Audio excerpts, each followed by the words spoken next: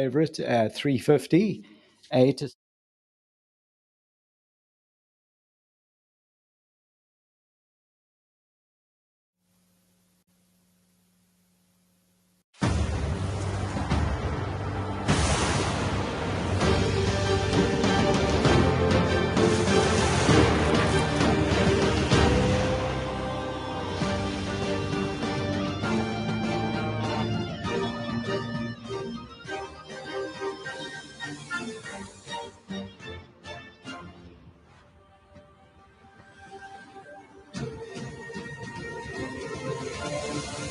Broadcasting live from the Capital OTB studios, this is Racing Across America with Seth Merrow. We'd like to thank Woodbine for their sponsorship of this program and some of the other programming and events here at Capital OTB. Woodbine open now through December, featuring great racing, including the King's Plate coming up in August, Turf Champions Day with the Woodbine Mile in September, and much, much more. Woodbine Racing, great racing north of the border.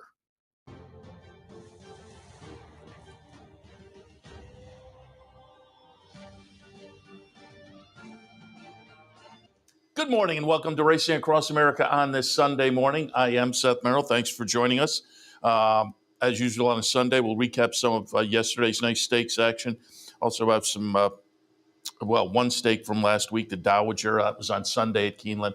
So we'll take a look at that. And then also some news and notes, just kind of recap the Keeneland meet a little bit, which wrapped up yesterday. Record-breaking handle, and it was...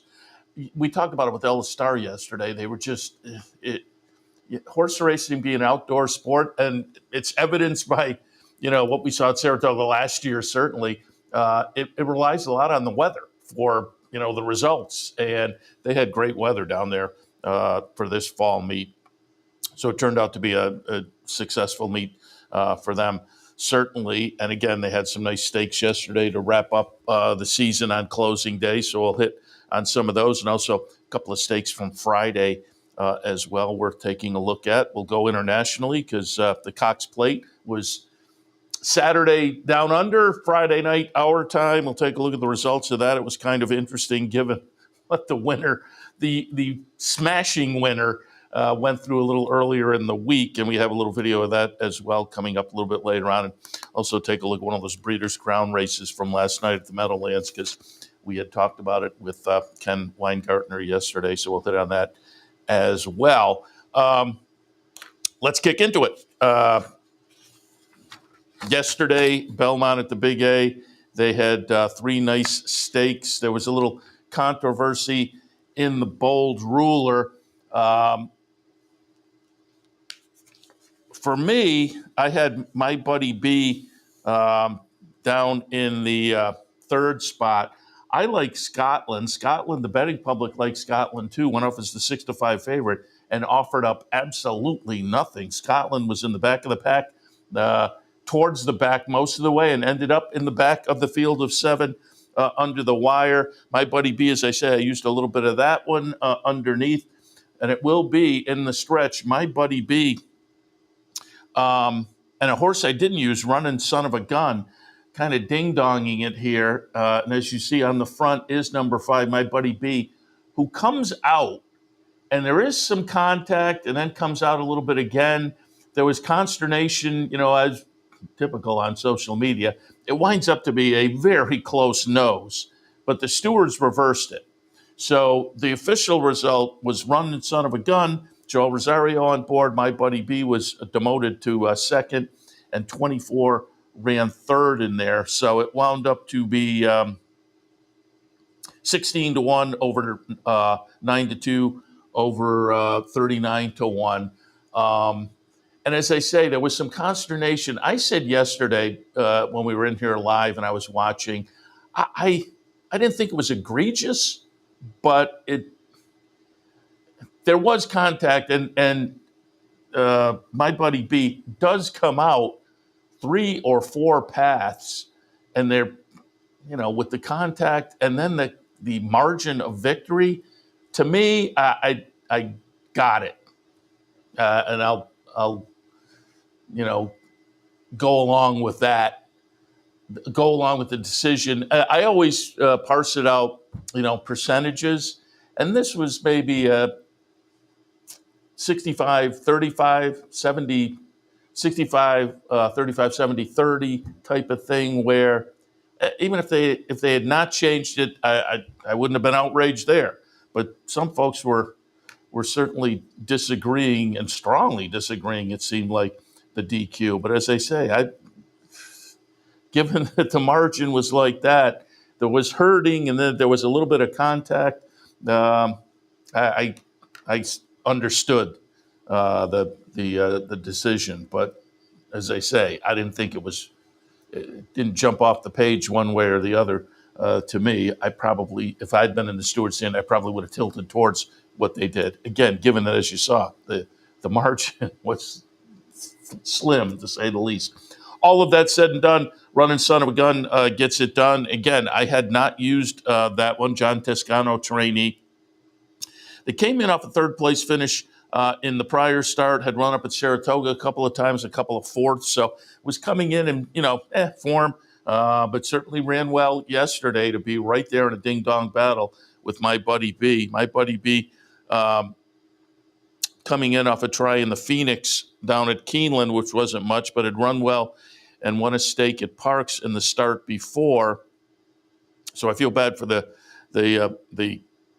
connections there that, Krista Hetrick, who I'm not that familiar with, but a higher percentage trainer, owner trainer. So you got to feel bad when they, come to New York, graded stakes race and get taken down. But that was the result in the bold ruler yesterday, as it is Running Son of a Gun elevated to the win. My Buddy B demoted to second, and 24 runs third. And as they say, Scotland, the Pletcher horse that took the action from the betting public, just never got into it. Came out of a second in the Vosburg, had won a optional claimer up at Saratoga in the start before, so seemed to be coming in good form for Belmont. Irad Ortiz on board yesterday, but just there was nothing there for Scotland. All right, also on the card yesterday at Belmont at the Big A, it was the 49er, 3-year-olds and up, going a mile for $250,000. I liked Film Star. Again, I didn't get much of a run. I wound up, in this one I got more of a run. Let's put it that way. The horse was up and flirting with being contentious for much of the race. Faded to 6th, though, in the field of 8. Went off at 9-2. Irad Ortiz was on board that one. Irad Ortiz wins. I jump on board, and he has a couple of duds. But Film Star, again, didn't show up much. But Coastal Mission will be the winner here. I had that one down in the third spot, so my third picks were doing all right yesterday. At 9-2, Nelson Avenue second, Win It runs third. Again, 9-2, 7-1, 35-1. So some prices in here as well, but it is Coastal Mission getting it done. Jeff Runco coming in from out of town, so an out-of-towner comes in. Most recent workout, Charlestown. You don't see a lot of Charlestown-based horses coming and taking graded stakes races in New York, but that was the case yesterday at $11 and change. Nelson Avenue for Wayne Potts. That one came in good form, and I had looked at that one. At 7-1, you got a nice price there and completed the exact, you got $47 or so for the exacta. But Dylan Davis was on board Nelson Avenue. And again, that one I looked at and just didn't quite pull the trigger. So I'd have to say mine were disappointing in the 49er. But if you manage to use Coastal Mission, again, you got $11 and change, just under $50 exacta if you toss Nelson Avenue in the mix in the 49er. And the stakes section wound up. Now, this one I actually was on the right side of things, but for most of the stretch, I thought I was not going to be on the right side of things. In the Mother Goose yesterday, scratched down to a field of 5. I took a shot with Tarifa, and I say a shot. The horse went off at 2-1. That's the second choice. But Gunsong was the favorite at 95 cents to the dollar. And I said they were both coming out of the cotillion. Gunsong, they obviously run behind Torpedo Anna. But Gunsong was a very close-up second for Mark Hennig. Been a very nice runner for Mark this season. And Tarifa was third. And I said yesterday, oftentimes we try to switch things up, get clever, and that's what I was doing. I thought Tarifa was a little more interesting yesterday, and oftentimes they come in exactly the same order. Top of the stretch, I thought that was how it was going to work out. Tarifa's the number 3, Gunsong's the number 5. John Velasquez was on Gunsong and said after the race, I felt like Flavien Prat was really riding, really working on Tarifa. And so I thought I had that one measured and was going to go by, as did I, Mr. Velasquez. I thought, my top pick isn't going to get it done here. But, man, this is a gutsy effort. They are going back and forth, ding-donging, ding-donging. You can see there, Gunsong goes by, and Tarifa comes back. And then there's a late run on the outside from number 4, Pretty Anna. It's just a little too late for that one, runs third. But Tarifa does get it done as the second choice. Brad Cox, trainee, Godolphin, 5th win in 9 career starts. So a nice performance there. I didn't see Beyer. It's going to be interesting to see what the Beyer was there. But again, you talk about a gutsy performance. She's hounded the whole way by Gunsong. Gunsong goes by, and when they go by in the stretch, that late in the stretch, you think that we're done. But Tarifa comes back. That was a bold move from the 3-year-old. We'll see. Again, they're all 3-year-old fillies and the Mother Goose, obviously. Gunsong, Mark Hennig said, going to get a little break, go out and run around the field for a while before coming back to training, and they look forward to a nice 3-year-old season for Gunsong. As I say, a nice runner for Mark Hennig and company. 11 starts so far in the career, 4 wins, 4 seconds, and a third. So she has been very productive as well. But as I mentioned, Tarifa now 5 for 9 in the career. So a couple of nice little 3-year-old fillies that we'll look forward to next year as 4-year-olds, you would think, coming off of an effort like that. I didn't hear what Tarifa has planned. There may be more this year for her, but again, according to Mark Hennig, it sounded like Gunsong going to wrap up for the season, and we'll look for her next year. Before we go to a commercial break, wanted to show, we'll take a look at yesterday's Keeneland Stakes after the break, but there was a couple on Friday that were worth maybe taking a little bit of a look at, and one of those was the Myrtlewood. These are 2-year-old fillies going 6 furlongs. When I was in here handicapping on Friday, just a few minutes before the race, Echo Sound was taking some action. I had not used Echo Sound, but 2 for 2, I said on Friday, I didn't use it. I had no knock against. I just thought others were a little bit more interesting, but the betting public was on board. We got to post time. The favorite wound up to be Trust Fund Philly, the number 10 horse. I had that one up just underneath in my mix. As I say, I did not use Echo Sound, but the early money was correct. Echo Sound wins, and wins pretty nicely.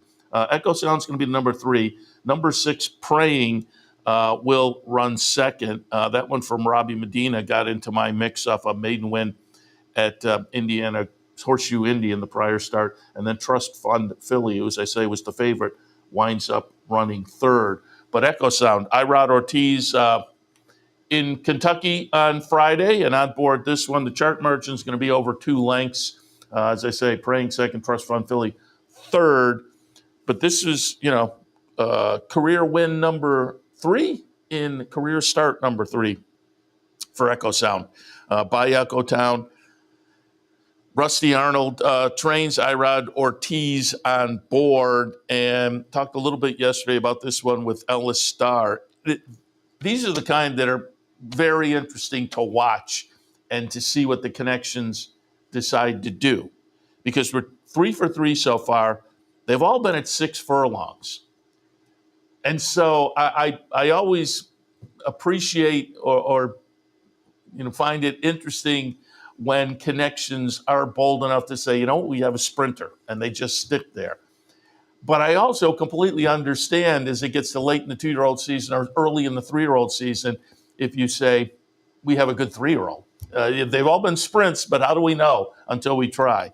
And they'll give a shot to, a mile or a 2-turn race somewhere. So it's going to be interesting to see what they do with Echo Sound, because certainly so far a proven sprinter, 3 for 3 at the 6 furlong trip, and again looked pretty good in the Myrtlewood on Friday. And I didn't read any in any of the follow-ups what's planned, but it'll be interesting to see what, where the next start is. But as I say, as we get to the end of this 2-year-old season, into the 3-year-old season, will they? I would get it. Just more often than not, as I say, I can appreciate when connections have a horse that seems to be a bona fide sprinter and they can stick there.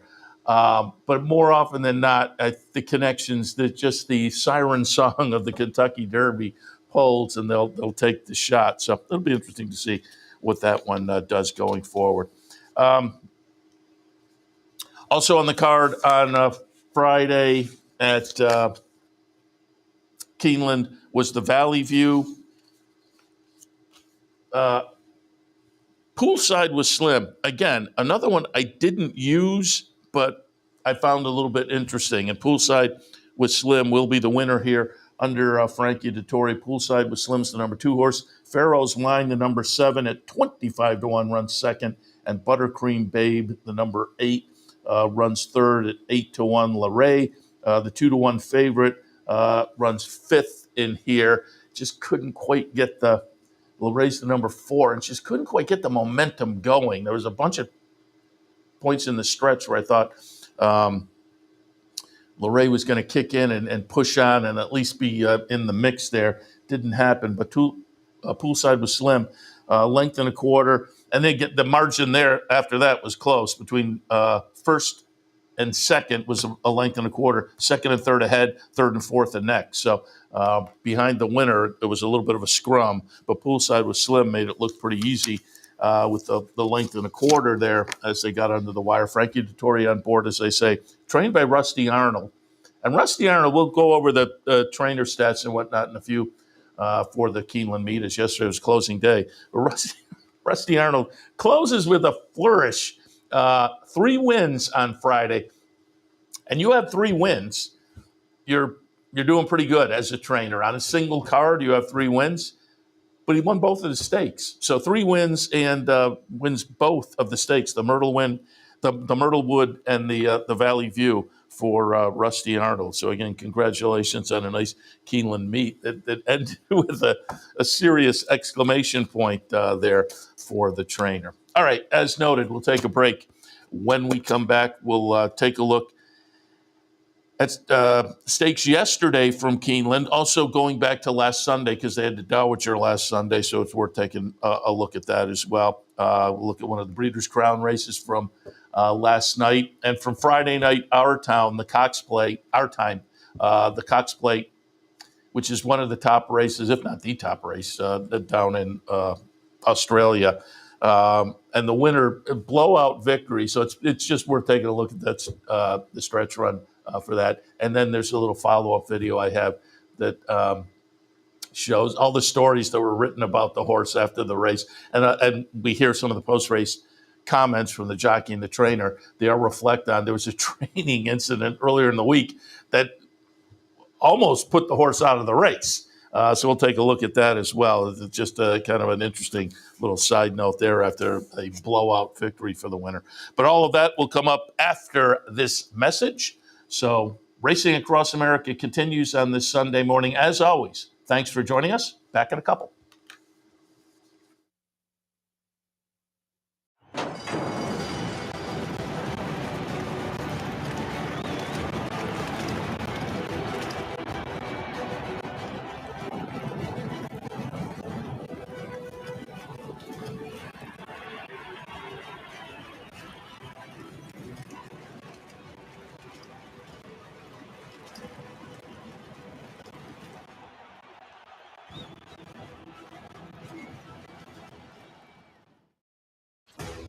Sometimes it pays to go with the flow, to check your worries at the door, to reconnect with your crew, to follow the thrills and the flavor, to roll with it and see where it takes you, to enjoy every minute to its fullest, and to dance like there's no tomorrow. You can do that here at Rivers Casino and Resorts Schenectady, where the good times flow. Birdstone is an outside front. They're coming down to the finish. Can Smarty Jones hold on? Here comes Birdstone. Birdstone surges past. Birdstone wins the Belmont Stakes. In front, but here comes High Chaparral. High Chaparral, the defending champ, to take it to Bob. These two arch rivals hang ahead with Joe Hart bearing down on them. It's going to be a 3-horse photo finish to the turn. Here's the wire. Photo finish. Welcome back to Racing Across America. Let's jump back in it. Yesterday, closing day at Keeneland, 3 stakes. We took a look at those in the morning with Ellis Starr. And as I talked in the morning and then later in the afternoon, Mitty's Gritty was my top pick. But that one scratched. It scratched down to a field of 5. So I scratched into Macho Music as my top pick. And the chart says Macho Music, it says was on the wrong lead. I will admit, I am bad with picking up the lead. Even after having people explain it and looking, I'm just bad at that. So on the wrong lead, but also, according to the chart, jumped a shadow at the 16th pole. So that one, as the favorite, winds up 4th in the field of 5. It will be Long Neck Paula, who I had right underneath in the second spot. Long Neck Paula is the number 6 horse going out for Wesley Ward. John Velasquez was scheduled to be on board, but it was Junior Alvarado. John was in New York, I believe. Tyler Gaffalione on Tough Catch second, and Corey Landry on Terrapin Station runs third. The Long Neck Paula will get it by a long neck, actually half a length. And you can see, I guess you saw the jump there. Okay, that's interesting. Now I remember, because when I sat in here yesterday, again,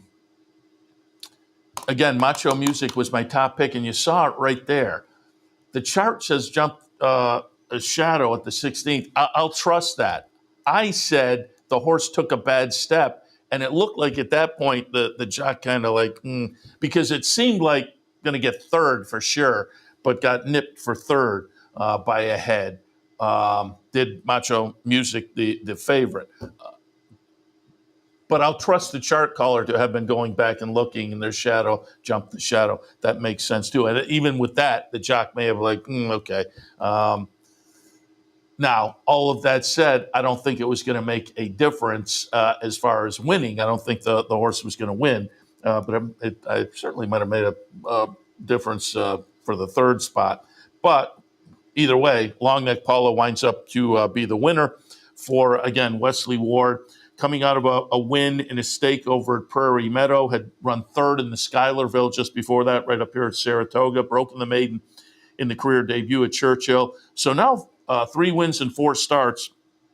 And again, like the Echo Sound on Friday, going to be interesting to see what they have planned for this 2-year-old filly going forward, because she's now, won 3 all sprints.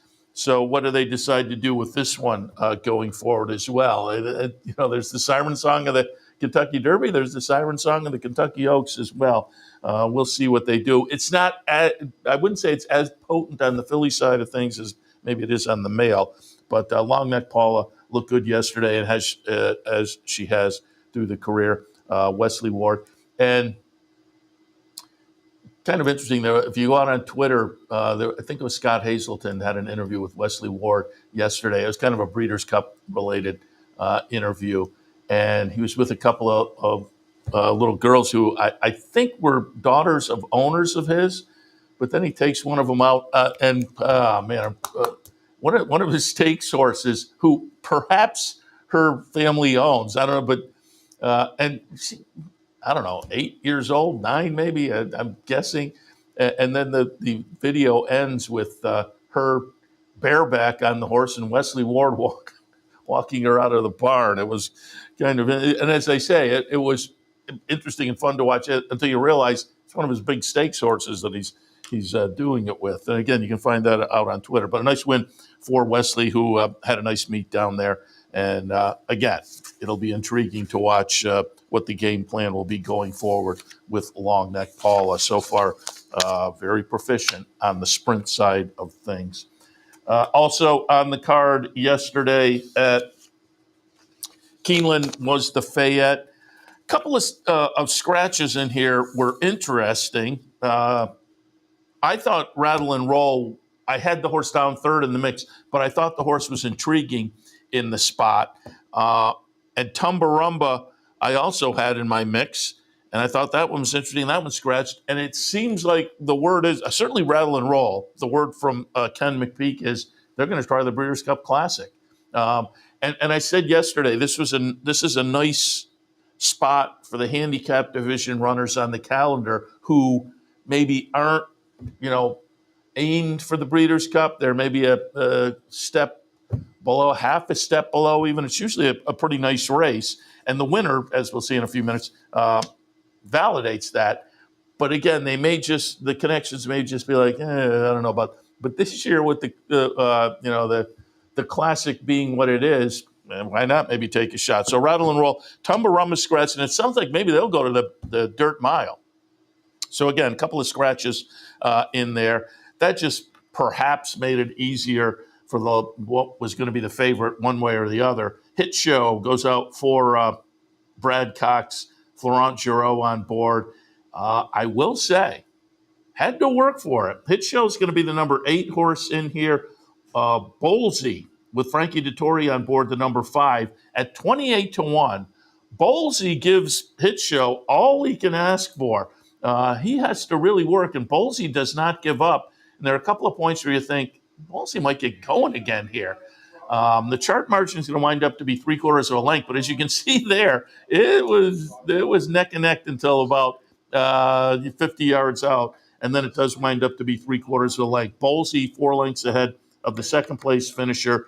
So you wound up with the 3-5 favorite over 28-1. If you like Bowlesy, you wound up with a $44 exacta with the $3.58 horse on top. So again, Hit Show got it done as expected, but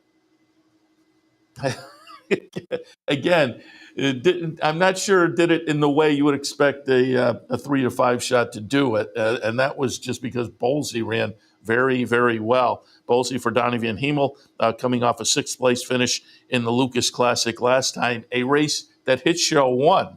So there was nice improvement, certainly, from Bowlesy. But Hit Show, this was win number 7 and start number 14. You have a talented runner when they win half or more of their starts. Well over $1 million in the bank before yesterday. Added to that, obviously, was coming off a win in the Lucas Classic and the West Virginia Governor, down at Mountaineer, and the Classic at Churchill. And Brad Cox came out of the race saying, and the Clark can often play as a lead-in. The Fayette can often play as a lead-in to the Clark.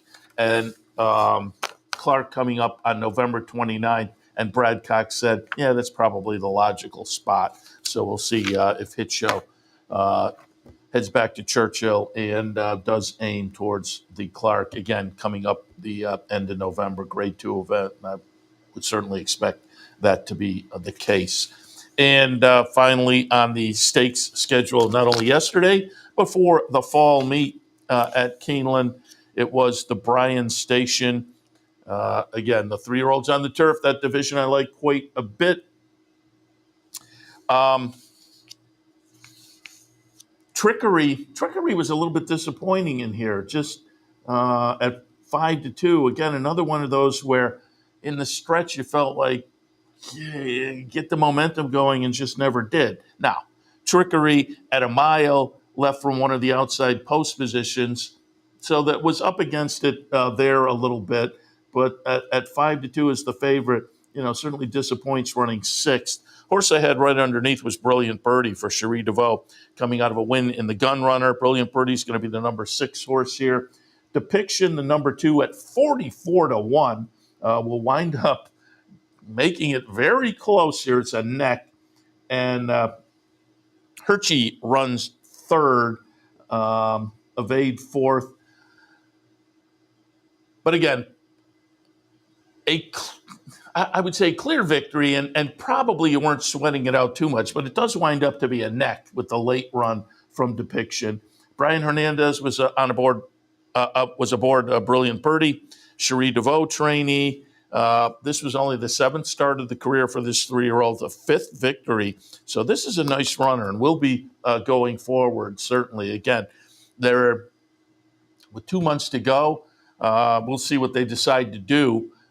But as I say, these 3-year-olds on the turf, there are spots throughout the year. So we'll see what they elect to do going forward with Brilliant Birdie, as far as, do they run 1 or 2 more times before the year ends, or do they wrap up and head for a 4-year-old season off what has been a very good 3-year-old season.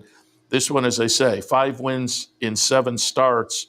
The American Derby was one of those, the Gun Runner last time, and yesterday the Bryan Station. So 3 stakes wins, and ran second in the Secretariat behind Trickery 2 starts prior to yesterday. Again, Trickery was a little bit very disappointing. But the outside post position probably was no bonus in there. All right, let's take a look. As I say, there was also a stake last Sunday, and being a Sunday, we didn't get a chance to review it last Sunday afternoon. Talked a little bit about it in the afternoon during OTB Live. But let's take a look at the Dowager 1.5 miles on the grass, grade 3 event. Again, this was a week ago today down at Keeneland. And it will be the number 7, Chop Chop, getting it done in here. Luan Machado for Brad Cox. And chart margin is going to be close. A nose, as Forever After All, the 4-horse, makes it very close. Anatolian back there in 3rd. I like Surprisingly in here. That one was up in the mix and then faded. But it was a ding-dong battle up front with Chop Chop getting it done, as they say, a buy and nose. Chop Chop, 6th win in the 20th career start, had already won over $1 million. This has been a nice runner for Brad Cox and company, a nice stakes quality runner. Hadn't won in a while, though. Had 4 starts without a victory after winning here at Keeneland in the spring in the Bewitched. So gets back, likes the home cooking down in the Lexington area, and scores again. First, as I say, first win since the win in the spring at Keeneland. Had run up at Saratoga in the Glens Falls and had run 3rd in there behind McCulloch and Parnack. So it was a nice effort, but it was not a winning effort, and then came off a 5th down at Kentucky Downs, but got back on track yesterday as the 3rd choice at $9.62 for the win. So again, Chop Chop, 4-year-old filly for Brad Cox. We'll see what is in store for her as the year progresses. And as promised, also have some action from last night, because we talked about this race. We had Ken Weingartner on yesterday, Breeders' Crown at Meadowlands Friday and Saturday night.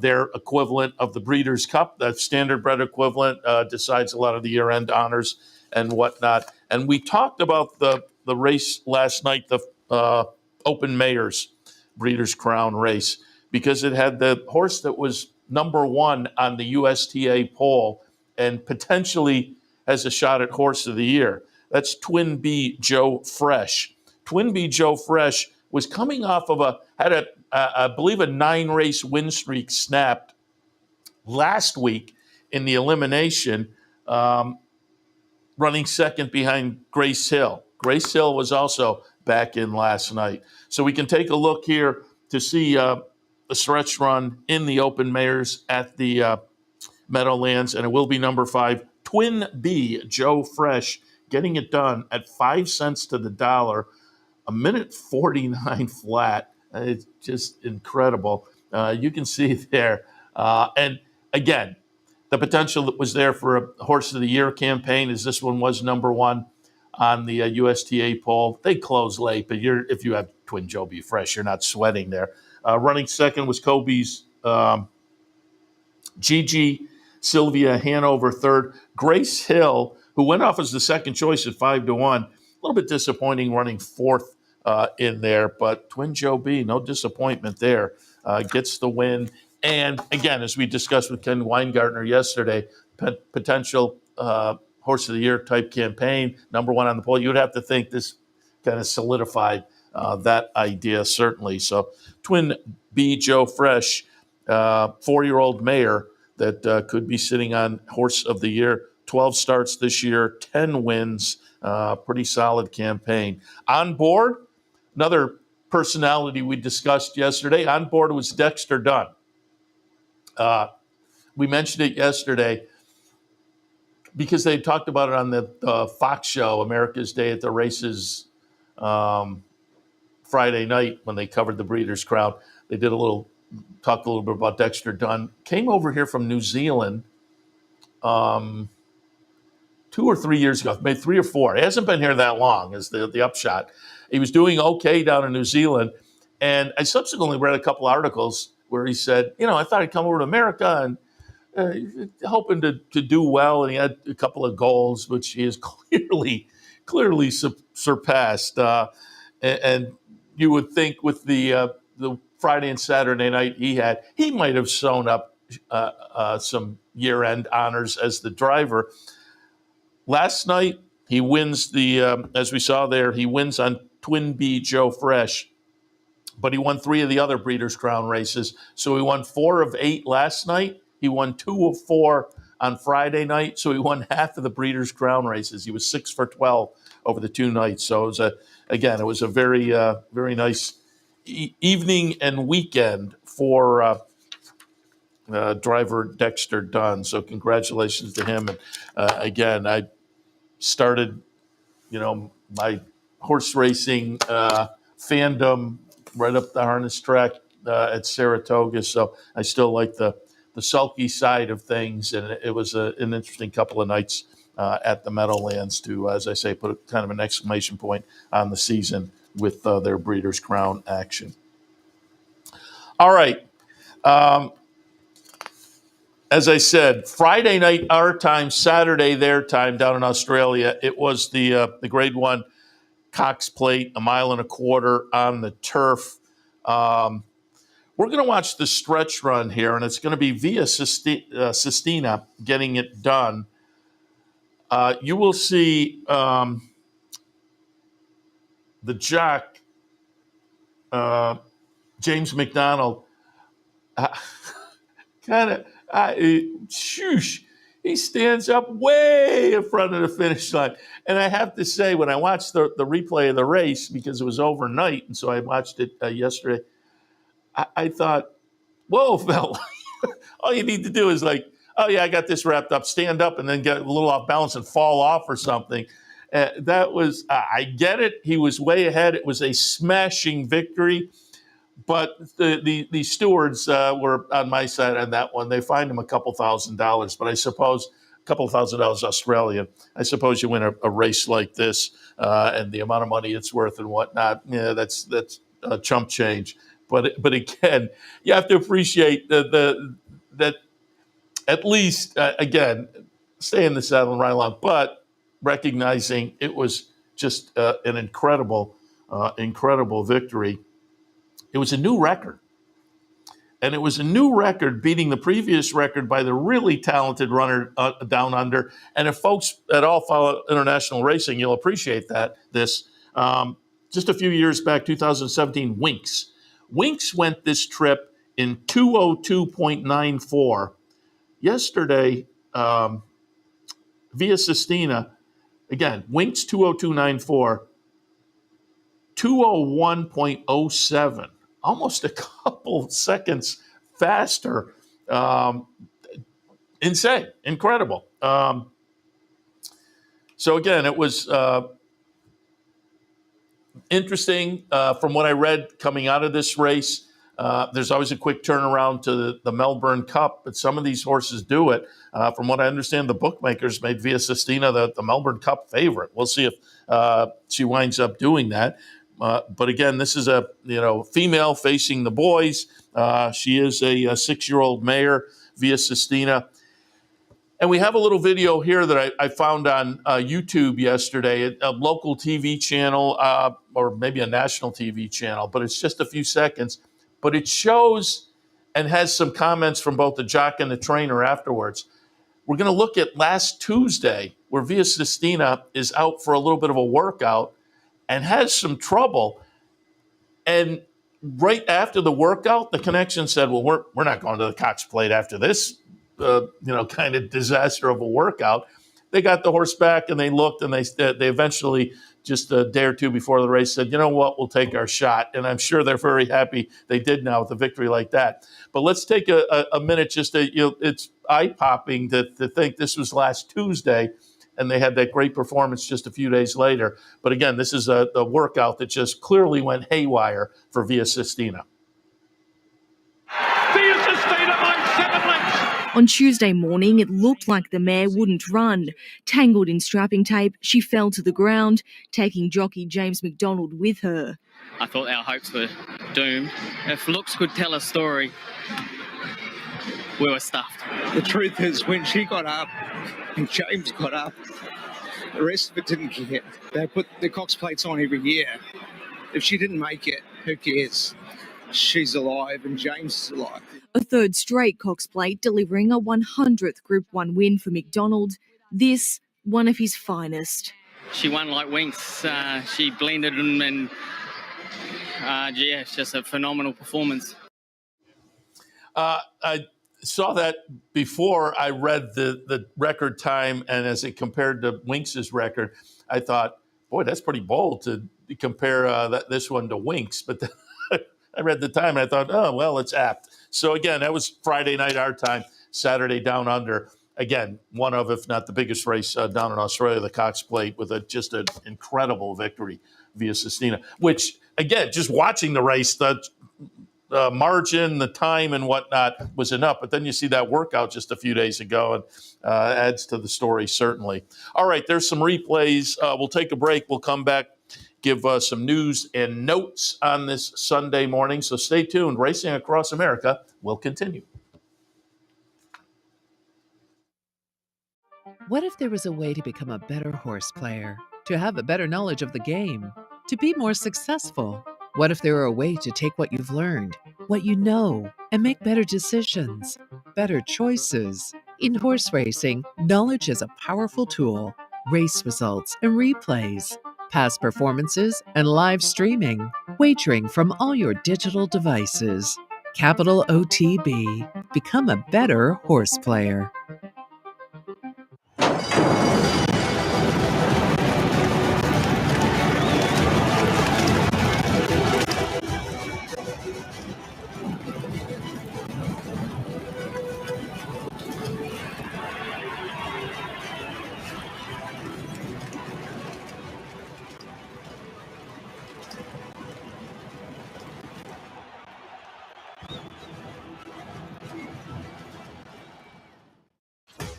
Sometimes it pays to go with the flow, to check your worries at the door, to reconnect with your crew, to follow the thrills and the flavor, to roll with it and see where it takes you, to enjoy every minute to its fullest, and to dance like there's no tomorrow. You can do that here at Rivers Casino and Resort Schenectady, where the good times flow. Welcome back to Racing Across America. I'll be back in a little bit later on with OTB Live for a Sunday afternoon, but I do want to alert you for Sunday afternoon. Gulfstream Park, people love these Pick 5 carryovers, and I understand why. The Pick 5 has become a very popular wager, certainly. And when there's a carryover, it becomes even more popular. And yesterday produced a carryover in the late Pick 5 at Gulfstream. There's $48,000 up for grabs. Now, that said, this is interesting because yesterday was a mandatory pay in the Rainbow Six down at Gulfstream. So when I heard carryover in the Pick 5, I thought, I wonder if it was a mandatory pay, so I wonder if it was 6 for 6. And when they have the mandatories, there's enough money put in the pool that maybe various combinations are covered. That was the case yesterday. The Pick 5 has a carryover. That was the last 5 races. The Rainbow 6 was the last 6 races. And it's the Rainbow 6 started with a $3.80 horse. So the puzzle of the pick 5 was the same puzzle in the pick 6 with the favorite kicking the sequence off in the Rainbow 6. But it was hit. The Rainbow 6, $40,000 on a 20-cent ticket. So the folks who I wonder if the folks who played the Rainbow are thinking, man, I should have played although I'm sure they're pretty happy with their $40,000. But just to give you a little look at the sequence that led into the carryover in the pick 5, as I say, race 6 yesterday at Gulfstream, $3.80. Second leg in the pick 6 paid $12. That was the third shortest price. That was the third favorite in a field of 7. Eighth race, $14. That was the fourth price in a field of 9. $22 in the next leg, fifth price in a field of 11. $14. $14 was actually the second price in a field of 8. There was a big favorite. So it went from the favorite and jumped up to 6-1 as only the second favorite in a field of 8. But again, knocking a big chalk out probably added to the value on the pick 5. And then in the final leg, it was a $22 horse, the sixth price in a field of 10. So again, you had a favorite kick off the Rainbow 6, and then the remaining 5 races that made up the Rainbow 6 and the pick 5, no favorites. Second choice, third choice, fourth choice, fifth choice, sixth choice were actually in the mix. Leads to the pick 5 carryover this afternoon at Gulfstream. Again, $48,000. So again, if you're a pick 5 and a pick 5 carryover fan today, Gulfstream, their late pick 5 could suit your fancy. And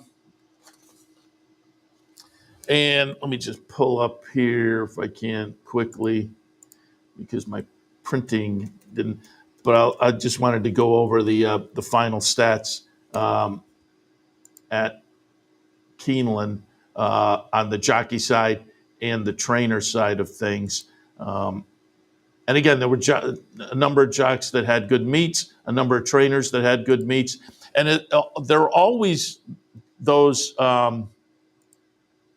trainers and jockeys that maybe aren't in the top 3 or 4 or 5, but they just don't send out necessarily enough horses. But they wind up with some good meets, certainly. And there we go. But on the jockey side of things, it was Tyler Gaffleone getting it done. He was 4 ahead of Luis Saez. Jose Ortiz winds up third. So it was 24 for Gaffleone, 20 for Saez. Jose Ortiz at 17. And then for fourth place, Flavien Prat and Irod Ortiz tied at 11. Florent Giraud, Frankie Dettori tied at 8. Corey Lanery, 7. John Velasquez came into town a number of times. He was down there tied with 6 with Brian Hernandez. Juan Machado, who sparked furor on social media. I think I talked about it last week with the race. I think it was a week ago Wednesday. But he misjudged the finish line. The race he was in was the second finish line, and he when he went past, there are 2 finish lines. You will hear oftentimes they talk about entering the short stretch. So there's a finish line at the 16th pole, and then there's the finish line. He pulled up a horse. He was clearly ahead. He was not going to lose the race, and kind of stopped riding at the 16th pole. He thought that was the finish line, and then just gets caught. And social media erupted, and he deserved the criticism. It was a bad mistake, but people then went overboard, as is typical on social media. But as I noted, when we looked at the Dowager, he was on board Chop Chop and won the Dowager. He won 1 or 2 other stakes, and the Jockeys Guild gives away an award every week to the Jockey of the Week. And so they made Luan Machado the Jockey of the Week. It started very poorly for him. Again, this is going back to last week. It was announced this week, but it was going very poorly for him at the beginning of that week. And then with some stakes wins and the Jockeys Guild. And then people were up on social media were upset about that too. But it was the Jockeys Guild giving out the award. I think they were kind of saying to their brethren there, their brother in arms, hey, nice job, don't take social media to heart there. We have your back. But again, it was an interesting turn of events there. And he wound up, as I say, with a decent little meet with the 5 wins.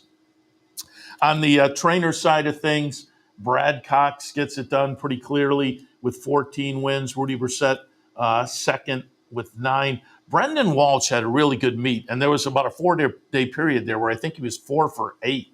But he winds up with 8 wins, tied with Rusty Arnold, who, again, had the big Friday, 2 stakes and won another one, 3 for on Friday. And he winds up tied in third with 8 wins. Wesley Ward with 7. Cherie DeVoe, only 18 starters, but 5 wins. So a nice meet for her.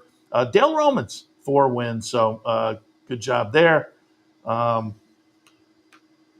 So again, it was Brad Cox on top on the trainer side and Tyler Gaffleone on the jock side of things. As I noted earlier, all sources wagering a record $210 million, besting the previous record set for the fall meet a couple of years ago, 2022 at 208. So clearly a very good. And as I noted earlier, we play outdoors. We saw it at Saratoga a couple of years ago where just the weather was devastating.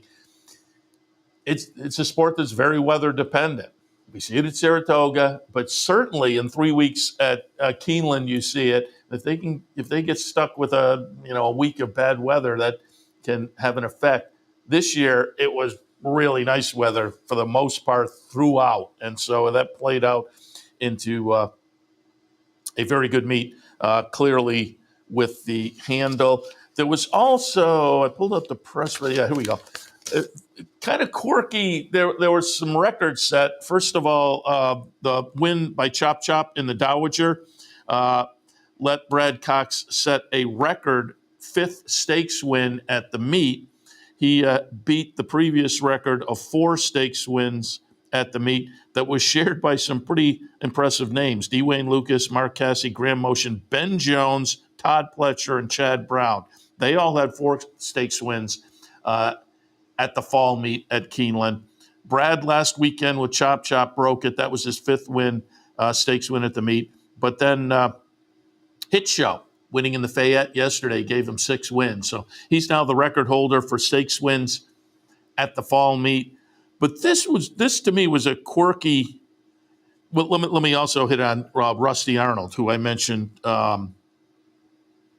had that nice day on Friday. He earned his 300th Keeneland victory. 300 wins at Keeneland. Did that with a win on October 23rd.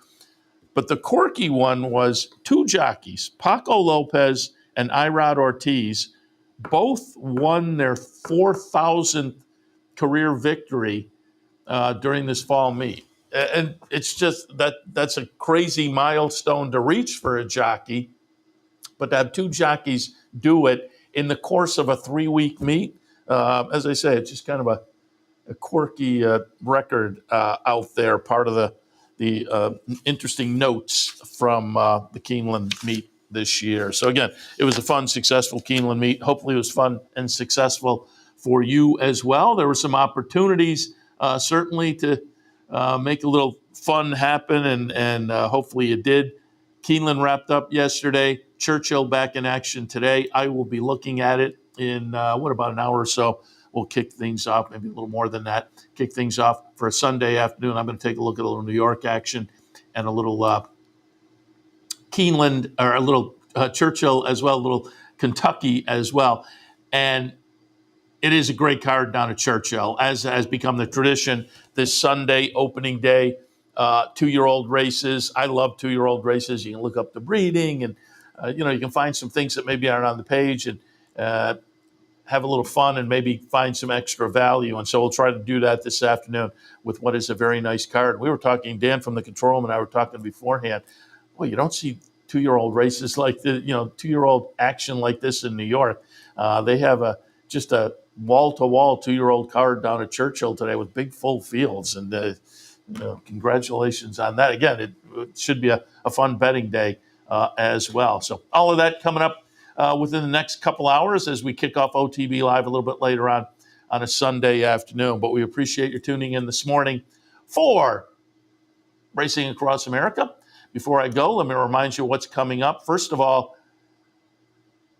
NFL Sunday here at the Clubhouse Racebook. You can come down any Sunday during the football season and watch all the football action and all the racing action. Catch a little lunch at Black Bear, our food vendor, and have some fun. Sundays throughout the NFL season, Clubhouse Racebook, 711 Central Avenue in Albany. The Breeders' Cup Bankroll. Our man Steve Bick will have $1,500 to play. Parse it out a little on Friday, a little on Saturday.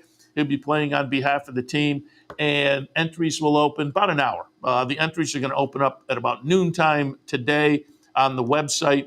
Go to the website, capitalotb.com. Click on the promotions link at the top of the page, and then you'll see this graphic. Click on that. There'll be an entry form. Fill it out. Entries are open until early Wednesday afternoon. At that point, we'll close the entries and select the team, and we will be rooting for our man Bick and the team members next Friday and Saturday. Breeders' Cup $1,500 bankroll. Entries opening up in just about an hour at capitalotb.com. And speaking of the Breeders' Cup, we have the seminar coming up on Wednesday night. I'll be joined by our friend Tom Amello. We'll go through the entire Breeders' Cup Friday, Saturday action, giving some thoughts on all of those Breeders' Cup races. You can find it right here on the network Wednesday night, the Breeders' Cup seminar, 7 p.m. You can also find it on all the Capital OTB social media channels. So keep that in mind for Wednesday night. Otherwise, I'm going to wrap it up. Great morning here. Hopefully you had some fun, got some info to use going forward. And as usual on a Sunday, we will go forward and be back, as they say, an hour and a half or so for OTB Live for a Sunday afternoon. So we'll see you then.